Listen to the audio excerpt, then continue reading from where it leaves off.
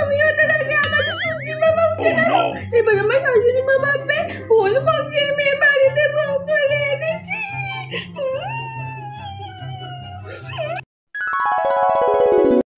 ওঠো, 10টা বাজে, আর কত ঘুমাবে?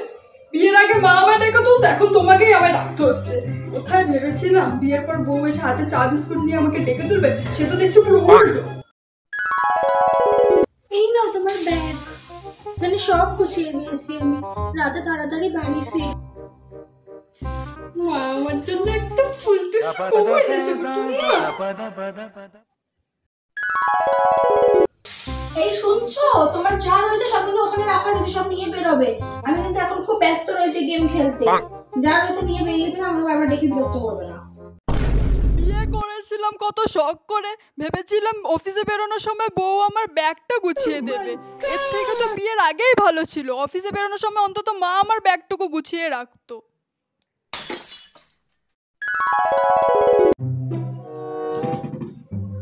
হ্যাঁ গো মামা, তোমার বাপের বাড়ির লোকজন কি খাচ্ছিস এত আওয়াজ হয়? তোমার যে কি কম খরচে তোমার বাপের বাড়ির লোক পার করছে, কি আর বলবো। আমরা বলে তাও নিয়েছি, অন্য কেউ হলে নিত না। না মা, এটা তো কম দামি খাট নয়। আমার বাবা যখন এই খাটটা কিনতে গেছিল তখন খাটের তো অনেক দাম নিয়েছিল। বিয়ার সময় যে বাড়িটা ভাড়া নিয়েছিল সেটাও তো নাকি প্লাস্টিকের ফুল দিয়ে সাজাচ্ছিল শুনলাম। তা আসল ফুল দিয়ে সাজানোর তো মুরত নেই তোমাদের। শুধু বউ ভাতের সময়ও আপনাদের বিলাতে প্লাস্টিকের ফুল দিয়ে সাজানো হয়েছিল, আসল ফুল তো দেয়নি। ও মা গো, আমি কোন বাড়ির মেয়ে বউ করে আনলাম, মুখে মুখে চোপড়া করে। আসুক আজকে বাবু, আজকে রাতেই আমি তোমারে পার করব। হ্যাঁ গো বৌমা, তোমাদের খাটটা এরকম শক্ত কেন? আমার বাবুর তো কতদিনের ইচ্ছে ছিল যে নরম খাটে ঘুমাবে, তা তোমার বাপের বাড়ির লোক এরকম শক্ত একটা খাট পাঠিয়েছে কেন গো? বাবা, তা আপনার বাবুকে এতদিন মেঝেতে শুতো মা? শ্বশুর বাড়ি থেকে খাট না আনলে ওর খাটে জুটতো না? তা এতই যখন আপনার বাবু নরম খাটে শোয়ার ইচ্ছা, তাহলে তো আপনারাই ওকে একটা খাট কিনে দিতে পারতেন। আর এখন কিনেই বা কি হবে বলুন তো? আপনার বাবুর মেঝেতে শুয়ে শুয়ে না অভ্যাস হয়ে গেছে, এখন নরম খাটে শুলেও আর ওর ঘুম আসবে না। তা বলি বৌমা, তুমি বিয়েতে যে উপহারগুলো পাইছিল ওইগুলো কোথায়? সব কি বাপের বাড়ির জন্য জমা রাখছো নাকি? এখনো শ্বশুর বাড়িকে আপন ভাবতে পারলা না? তা এখন কথা শুনে রাখো বৌমা, এখন থেকে এই শ্বশুর বাড়ি তোমার নিজের বাড়ি। তোমার বিয়ে, বউ ভাত সব উপহারই এখন থেকে এই বাড়িতে থাকবে, তোমার কোনো বাপের বাড়িতে যেন না থাকে, এই বললে দিলাম। তা বলছে যে বৌমা, তোমার বিয়েতে যে গিফট গুলো দিল সেগুলো কোথায় গো? এবারে তো কিচ্ছু দেখতে পেলাম না। সবই কি বাপের বাড়ির জন্য তুলে রেখেছে? এই বাড়ির জন্য কিছু রাখো।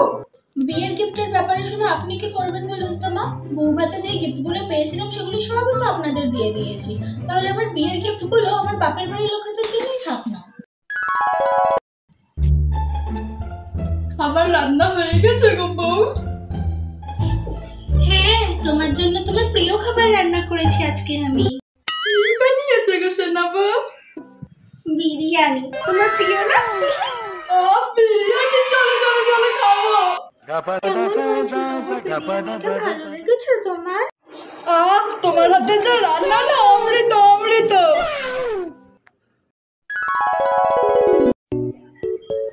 কি গো, রাতের খাবারটা একটু বের রাখো না, অফিসে যা চাপ ছিল। তুমি খাবারটা বাড়ো, আমি হাত মুখটা একটু ধুয়ে আসি। টেবিলে তোমার জন্য ম্যাগি রাখা রয়েছে, আজকে আমরা রান্না করতে ইচ্ছা করছিল না, ওই ম্যাগিটাই খেয়ে নাও, যাও। আজও ম্যাগি? ইচ্ছা থাকলো তো জানো কত মন্ডা মিঠাই রান্না করে খাওয়াবো তুমি। কিছু বলছো নাকি? আমি কিন্তু সব শুনতে পাচ্ছি, কি বলছো তুমি? না না, তোমাকে আমি আর কি বলবো বলো, তোমাকে কিছু আমি বলতে পারি?